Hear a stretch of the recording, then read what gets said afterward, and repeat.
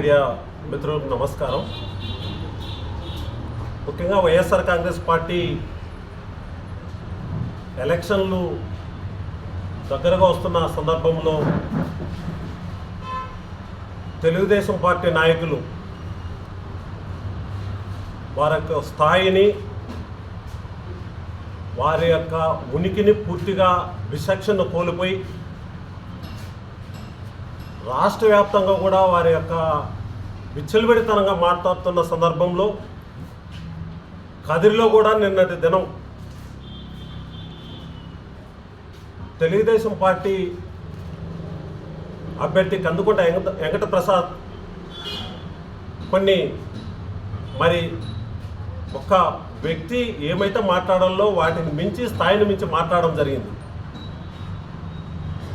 తను వైఎస్ జగన్మోహన్ రెడ్డి మా ముఖ్యమంత్రి వర్యుల గురించి, లేదంటే తెలుగుదేశం పార్టీ క్రెడిబిలిటీ గురించి, తెలుగుదేశం పార్టీ విశ్వసనీయత ఉందనే పార్టీ గురించి మాట్లాడడం జరుగుతూ ఉంది. నీ పార్టీ గురించి నువ్వు పోగొట్టుకోవడంలో తప్పు లేదు. అదేవిధంగా 2019లో నీ మీద ఎస్ఎల్పి అబూబకర్ అనే వ్యక్తి స్పెషల్ లీవ్ పిటిషన్ ఒకటి వేయడం జరిగింది. ఏమని, ఈ వ్యక్తికి ఏదైతే స్టే ఏకేట్ చేయమని సుప్రీంకోర్టులో స్పెషల్ లీవ్ పిటిషన్ వేశారు. ఆ పిటిషన్ యొక్క ఉద్దేశం ఏమంటే, ఇతనికి ఏదైతే స్టే ఉందో ఇమీడియట్గా ఏకేట్ చేయమని జరగడం ఒక ఆలోచనతో. కానీ ఆ స్టే ఉద్దేశాన్ని పూర్తిగా పక్కన పెట్టి అబూబకర్ ఏమైతే వేశాడో దాని మీద తీర్పు ఇవ్వడం జరిగింది. స్పెషల్ లీవ్ పిటిషన్ వేసిన తీర్పులో భాగంగానే హైకోర్టుకు, సుప్రీంకోర్టు డైరెక్షన్ ఇవ్వడం జరిగింది. దీనిని త్వరగతిగా పూర్తి చేయాలనే ఒక డైరెక్షన్ ఇవ్వడం జరిగింది. దానికి గాను కందుకుంట వెంకట ప్రసాద్కు సంబంధించిన లాయర్, మేము స్థానిక ఎలక్షన్లో కానీ లేదా జరగబోయే జనరల్ బాడీ ఎలక్షన్లో పాల్గొనము, ఈ కేసు కొట్టేసేంతవరకు అని చెప్పడం జరిగింది. కానీ సుప్రీంకోర్టు ఇచ్చిన డైరెక్షన్స్ ప్రకారమే ఈరోజు హైకోర్టులో తీర్పు ఇవ్వడం జరిగింది. తీర్పులో భాగంగా నీకు ఫేవర్గా వచ్చిందని నువ్వు అనుకుంటున్నావు. అది కొద్ది రోజులు మాత్రమే లేదా కొద్ది నెలలు మాత్రమే ఉంటుంది అనేది మా అందరికీ తెలుసు, ప్రజలకు తెలుసు, రాష్ట్రానికి కూడా తెలుసు. కానీ ఒక సంచలనమైన ఒక ఆరోపణ చేసావు మా ముఖ్యమంత్రి వర్యుల మీద. నువ్వు రాజకీయాలకు రాకముందు వేసినటువంటి కేసు, అంటే అటువంటి రాజకీయ కక్ష సాధింపు లేకుండా వేసిన కేసు నీ మీద ఉంటే, ఆ రోజు మీ పేరు అలియాస్ రమేష్ అని, అలియాస్ రమేష్ రెడ్డి అని, లేదా వెంకటప్రసాద్ అని రకరకాల వాటి మీద మీ మీద కేసు రన్ అవుతా వచ్చింది.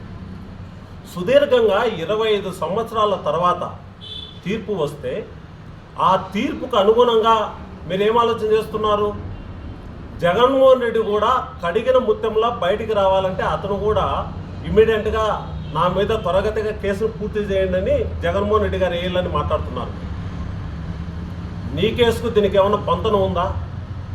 వైఎస్ జగన్మోహన్ రెడ్డి గారు మీద కేసులు లేవు. వాళ్ళ నాన్న వైఎస్ రాజశేఖర రెడ్డి గారు చనిపోయిన తర్వాత శంకర్రావు అనే వ్యక్తి వైట్ పేపర్లు ఇస్తే దాన్ని సిబిఐ కేసుగా నిర్ణయించి ప్రపంచాన్నే గడగడలాడిస్తున్నటువంటి సోనియా గాంధీ అని చెప్పుకునే సోనియా గాంధీని ఎదిరించినటువంటి మగాడు జగన్మోహన్ రెడ్డి గారు.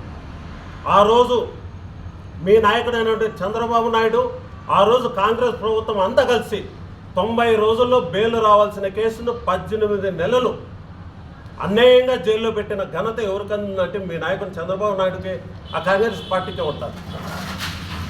ఆ కేసుకు దీనికి ఏం సంబంధం?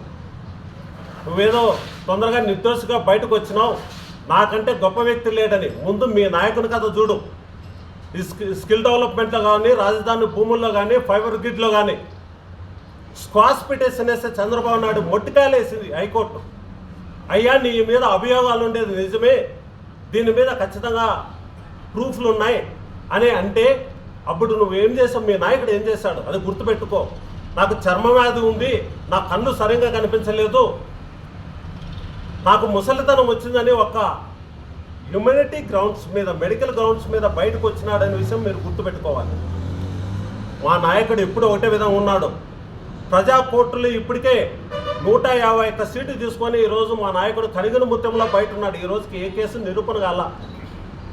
మీ నాయకుని విషయం తీసుకుంటే దాదాపు 98 నుంచి ఇప్పటి వరకు అన్ని ఎన్నుపోటులే. రాజకీయం అనేది రాజకీయ వ్యభిచారమైన ఎన్నుపోట్లు పడిచినటువంటి చంద్రబాబు నాయుడు గురించి మా నాయకుని క్రెడిబిలిటీ ఉంది కాబట్టి నాకు మళ్ళీ టికెట్ ఇచ్చాడని చెబుతున్నాం. మేము కూడా అదే ఆశించాం. ఒక మహిళకు టికెట్ ఎప్పుడైతే తెలుగుదేశం పార్టీ నుంచి ప్రకటించడం జరిగిందో మేము కూడా అనుకున్నాం ఖచ్చితంగా ఈ తీర్పు ఇమ్మీడియట్గా ఎలక్షన్ల ముందే రావాలి. ఖచ్చితంగా కందుకుంట వెంకట ప్రసాద్తోనే మేము వైఎస్ఆర్ కాంగ్రెస్ పార్టీ ఖచ్చితంగా 3వ సారి ముచ్చటగా ఓడించాలనే ఏకైక లక్ష్యంతో మేము ముందరపోతున్నాం. మళ్ళీ చెబుతున్నాం, ఎట్టి పరిస్థితుల్లో మా నాయకుని గురించిన మాట్లాడిన ప్రతి మాటను కూడా దృష్టిలో పెట్టుకుంటాం. ఈరోజు ఏదో సింగిల్ బెంచ్ తీర్పించినంత మాత్రాన్ని ఏదో కడిగిన ముత్యంలో బయటపడిపోయినానని చెబుతున్నాం. కదిరి నియోజకవర్గ ప్రజలకు రాష్ట్ర ప్రజలకు అందరికీ తెలుసు నువ్వేమి నీ ఇదేమని. నేను చాలా వైట్ పేపర్గా ఉన్నాను అంటున్నావు. నీ ఎంత వైట్ పేపర్గా ఉన్నావో నువ్వు ఎంత ఇది ఉన్నది కదిరి ప్రజలందరికీ అడిగితే తెలుస్తుంది ఏం చేసావనే విషయం మీద. మీరు మాట్లాడేటప్పుడు వైఎస్ జగన్మోహన్ రెడ్డి గారి గురించి మాట్లాడేటప్పుడు మీ నాయకుని యొక్క గురిగింజ నల్లతనం గుర్తుపెట్టుకోండి. మీరు 99లో బీజేపీతో జతగట్టి 8% ఓట్లు ఉన్నటువంటి బీజేపీని 2004 వచ్చేలకు 2%కు, 2014 వచ్చేలకు 1%, 2019 వచ్చేలకు 100 కంటే తక్కువ చేసిన ఘనత నీకు చెందుతుంది, మీ నాయకునికి చెందుతుంది. ఈరోజు కదిరి నియోజకవర్గంలో మళ్ళీ చెబుతున్నాం 100% నిన్ను 3వ సారి ఓడిస్తాం. నిన్ను ఓడించకపోతే మళ్ళీ చెబుతున్నా వజ్రభాస్కర్ రెడ్డి నేను వైఎస్ఆర్ కాంగ్రెస్ పార్టీలో మా టీం అంతా కలిసి నిన్ను ఓడించకపోతే ఖచ్చితంగా రాజకీయాల నుంచి తప్పుకుంటాను. ఈ సందర్భంగా మీకు తెలియజేస్తున్నాం. కదిరి ప్రజలంతా అదే కోరుకుంటున్నారు. ఏం మాట్లాడుతున్నావు మా సీఎం గారి గురించి, జగన్మోహన్ రెడ్డి గారి గురించి అర్హత నీకుందా అంటే నీ స్థాయికి తగడు అని మాట్లాడుతున్నావు. నీ స్థాయి ఏమి, నీ తాహత ఏమి, ఎవరిని మాట్లాడుతున్నావు సీఎం గారిని గురించి? ఆయన సోనియా గాంధీని ఎదిరించిన ఒక గొప్ప నాయకుడు. ఈరోజు మీరు 3 పార్టీలు ఇప్పుడు జతగట్టు వచ్చినా కూడా ఈ రోజుకి మీరు బీజేపీ పార్టీలో ఉన్నటువంటి మొత్తం తెలుగుదేశం పార్టీలో ఉన్నటువంటి వాళ్ళకి టికెట్లు ఇస్తున్నారు. తెలుగుదేశం పార్టీని నిట్ట నిలువును ముంచారు. మీరు కదిరి నియోజకవర్గానికి సంబంధించి తెలుగుదేశం పార్టీ బీజేపీ పార్టీ నాయకులకు ఎవరికి ఓటు వేయాలలో వేసే పరిస్థితి కనిపించలేదని సందర్భంగా తెలియజేస్తున్నా. ముఖ్యంగా టెక్నికల్ గ్రౌండ్స్లో నువ్వు బయటకు వచ్చినావనే ఏకైక లక్ష్యంతో నేను కడిగిన ముత్యంలో వస్తున్నాను అంటున్నావు. మళ్ళీ చెబుతున్నాం మీకు 2009లో నువ్వు ఎమ్మెల్యే అయినావంటే సిద్ధారెడ్డి ఫోటో ఫస్ట్ ఫ్రేమ్ కట్టించుకో. 18,000 ఓట్లు ఎప్పుడైతే అతను పీకాడో ఆ రోజు బతలేంగటం ఓడిపోయేసి నువ్వు ఎమ్మెల్యే అవ్వడం జరిగింది. 2014లో, 2019లో, 2024లో ఖచ్చితంగా 3 సార్లు ముచ్చటగా నిన్ను ఓడిస్తాం. ఓడించడానికి నేను సిద్ధంగా ఉన్నామని సందర్భంగా తెలియజేస్తూ నిన్ను ఓడించకపోతే రాజకీయాల నుంచి తప్పుకుంటా, నువ్వు ఓడిపోయి నేను గెలుస్తానని సవాల్ వదలడానికి నువ్వు సిద్ధంగా ఉన్న సందర్భంగా తెలియజేస్తున్నా. దయచేసి మీరెవరో కూడా రాజకీయాలు చేయండి కానీ మీ యొక్క చంద్రబాబు నాయుడు లేదా లోకేష్ బాబు ఎవరి కాళ్ళు పట్టుకోండి తెలియదా? 45 రోజులు చెప్పకూడదు తిన్నప్పుడు కన్నా లేదా మీకు? పెళ్లి ఏడుపులు ఏడ్చి ఏజ్ అయిపోయింది, కళ్ళు కనిపించలేదు, చర్మ వ్యాధులు ఉన్నాయి, టెక్నికల్ గ్రౌండ్స్లో బయటకు వచ్చిన వ్యక్తి మీరు మాకు నిధుల గురించి చెబుతారా? ఎన్నుపోటు పరచడము, ఎన్టీఆర్ని ఎన్నుపోటు పరచడము ఘనత మీది. బీజేపీ పార్టీని నిట్ట నిలవని చంపేసిన ఘనత మీది.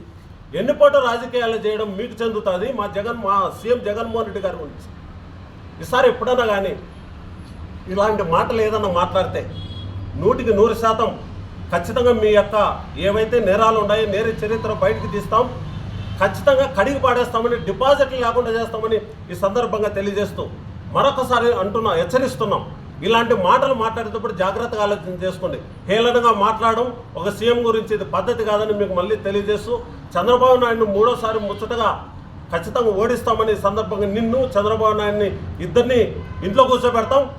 చంద్రబాబు నాయుడిని కుప్పంలో ఓడిస్తాం, లోకేష్ మామను హిందూపూర్లో ఓడిస్తాం, లోకేష్ను కూడా ఓడిస్తామని సందర్భంగా తెలియజేస్తున్నా. ధన్యవాదాలు.